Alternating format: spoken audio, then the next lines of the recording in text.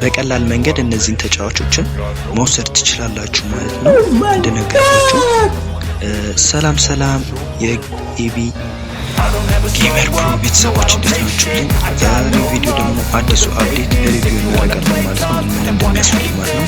ይሄኛው ደግሞ ዛሬ የመጣው ፖል እዚህ ጋር እንደሚያሳየው ከሆነ ኮሌክሽን 40 ዳይናሚክስ ስታርት ስፔሻል ፕሌየር ኮሌክሽን ዊዛውት ዳይናሚክ ሬቲንግ አፕግሬድ ላይቭ ዊዝ ናሽናል ቲም ሚን ዘ ሰመርስ። ይሄ ደግሞ የሚለን ምንድነው የሚለው አሁን የዓለም ዋንጫ ሊጀምር ስለሆነ ዓለም ዋንጫ ላይ እንዴት ተጫዋቾችን አሪፍ እድገት እያሳዩ ከሆነ ለምሳሌ ናሽናል ቲማቸው እያለፈ ከሆነ በዛውም ልክ ቁጥራቸው ይጨምራል ማለት ነው። አሁን ለምሳሌ ኢዚ እዚህ ጋር 82 ከነበረ አፕግሬድ እያደረገ እስከ 84 ከፍ እያደረገ ቡድኑ ባለፈ ቁጥር እየጨመረለት ይሄዳል ማለት ነው።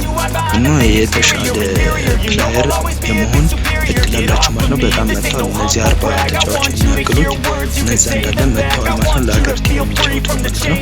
እና የተለየ ነገር ያለው ደግሞ ከ3 ቀን ምናምን በኋላ ነው የሚከፈትልታለው እዚህ ጋር እንደማሳያችሁ ማለት ነው።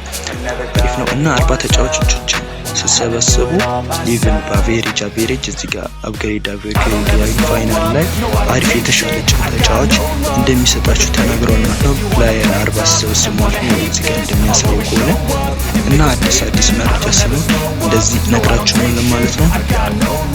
ላይክ ሰብስክራይብ በማድረግ ኢቢ ጌመር ቤተሰብ መሆን ትችላላችሁ ማለት ነው። 1000 ገብተን በ12 ቪዲዮ ወዳችሁ እዚህ ስለደረስኩኝ አመሰግናለሁ ማለት ነው። ይመቻችሁ።